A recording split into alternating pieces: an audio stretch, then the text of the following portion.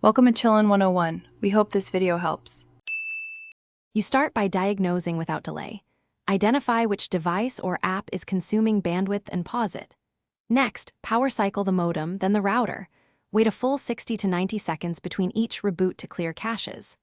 Once done, position your test device near the router and switch to the 5 GHz band for a speed check, or 2. 4 for better range. This isolates signal issues from ISP problems and gets you a reliable baseline. Once you have a baseline, tweak router settings to improve throughput. Change the Wi-Fi channel to avoid crowded overlaps on 2. 4 GHz prefer channels 1, 6, or 11, or let the router auto-select.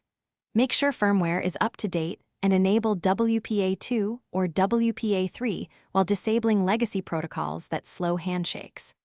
Also, reposition the router off the floor and away from appliances and metal surfaces, reducing interference. To finish, apply advanced fixes.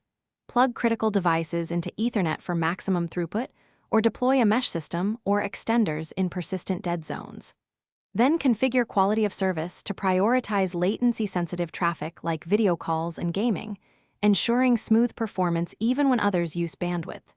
If issues persist despite these steps, gather speed test data and router logs, then contact your ISP. Having measured numbers and recent errors makes escalation faster and increases the chance of a timely fix.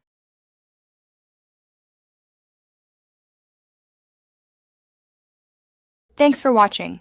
Consider subscribing if we helped you.